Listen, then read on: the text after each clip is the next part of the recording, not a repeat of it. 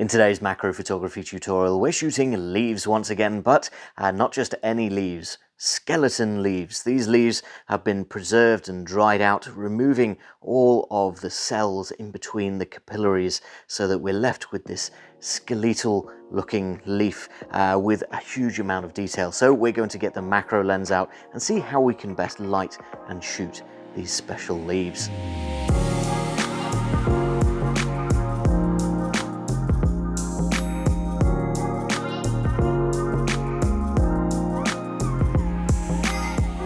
Hi guys, I'm Ben from AdaptLooks and welcome back to another macro photography tutorial. Today we're shooting skeleton leaves. It's a subject that was suggested and provided to us by Darren Littlehales, whose channel I will link down in the description.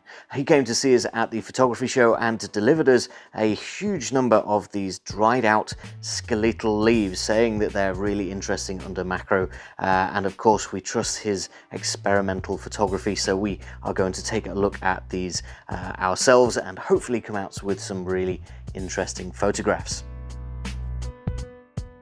Before we get started shooting today, I do have one more thing to mention, and that is the end of the Pod Mini Kickstarter campaign.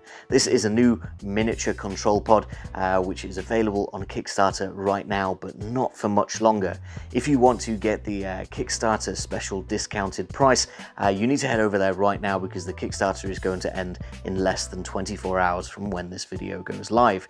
There's a link down in the description and a link up in the top right-hand corner if you want to grab one for yourself. So let's take a closer look at our skeleton leaves. They're really, really interesting. In fact, they're so well preserved that at first glance, I wasn't sure whether they were synthetic or organic. They seem to hold together really, really well, and they do come in several different colors. I'm presuming that they've been dyed red, yellow, pink. There's even black ones as well. So it's a little bit hard to tell whether they're real leaves or not, but I'm pretty sure that they are because the detail is fantastic and something that only nature could really come up with. Now that's going to be more evident for you guys when we get up close, but at first glance you can see that they're pretty transparent. We can see it all the way through them. That's going to make lighting pretty interesting, and they also have a huge amount of tiny little details. Every single little capillary and vein in this leaf is still intact.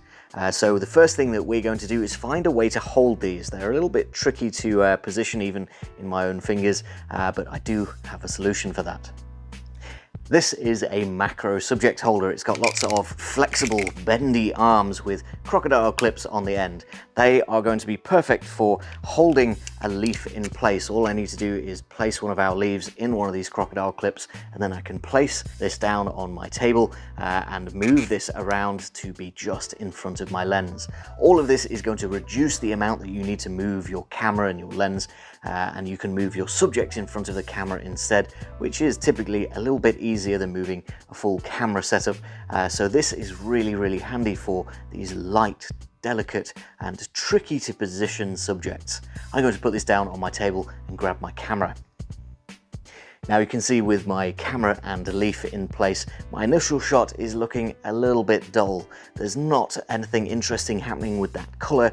The detail isn't popping. In fact, it's pretty underexposed. I've got to go up to ISO 2000, 3000 to bring this into proper exposure, and even then it's just looking a little bit dull and flat overall.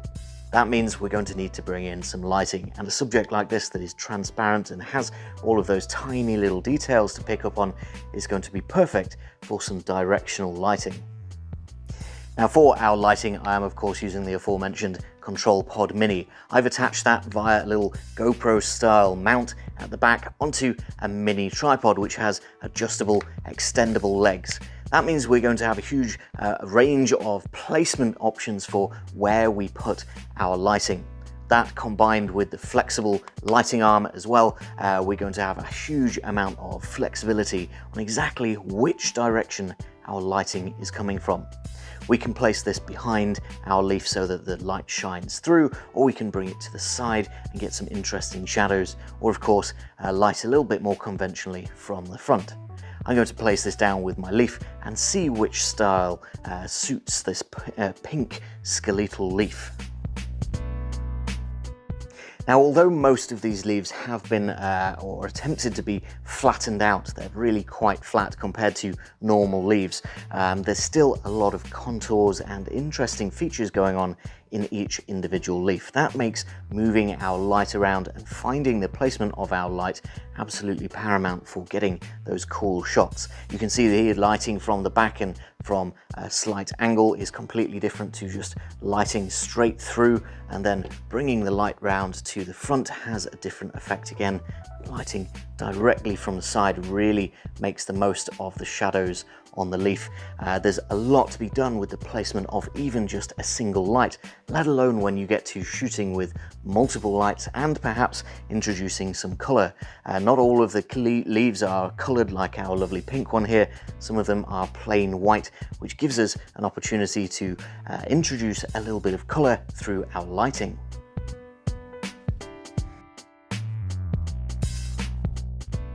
Speaking of coloured light and lighting from different directions, the Pod Mini of course has only a single port, so you'd need either multiple Pod Minis or a normal control pod as well to bring in light from different directions. Now the normal control pod 3, has got 5 ports, so we can support multiple lighting arms from one direction and then use maybe a Pod Mini around the back to bring in some other coloured lighting, or just multi-directional white light. All of this is down to your own creative positioning of the lights, but it's also a really handy way to experiment with a subject like this and get even more artistic and abstract shots from what would otherwise be that pretty plain image that we saw at the beginning.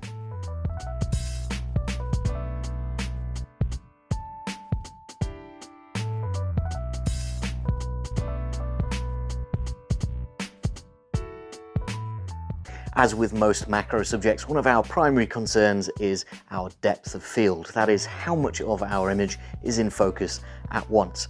And with these leaves, although they are pretty flat, there is still some contouring to them, there is still some depth to the image.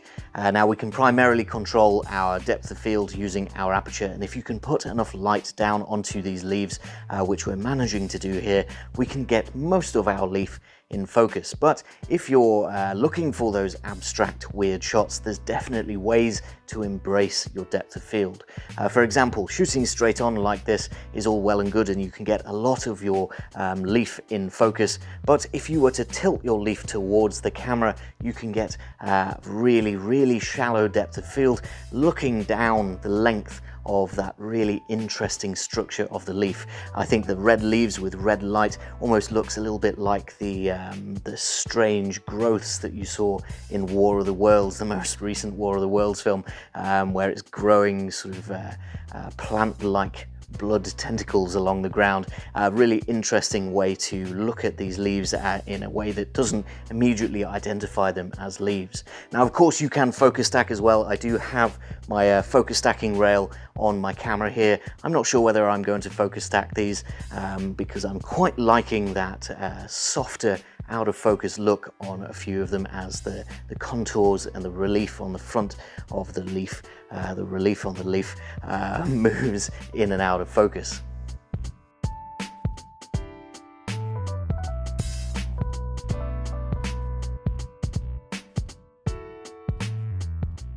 These skeleton leaves really are interesting and they're surprisingly easy to get. You can get them on Amazon and eBay, and you can even make them yourself. A big thank you once again to Darren Littlehales, who provided our subject for today. And one last mention that the Pod Mini is ending soon on Kickstarter, so you need to head over there and grab one at the special Kickstarter price. There's a link down in the description. Now, I'd like to know from you guys what you think to my skeleton leaf shots today. We've shot a lot of leaves in the past in various states of growth and decay, but these ones are particularly unique and come out with some particularly unique images, especially when you start moving your light around front to back to side and using some special colors as well to complement the different colors of leaf. Let me know down in the comments what you thought to my shots today, and give the video a like while you're down there. Make sure to hit the subscribe button for lots more macro photography tutorials, ideas and inspiration coming in the future. But for now, that is all that I've got time for. Thank you very much for watching. and I'll see you next time.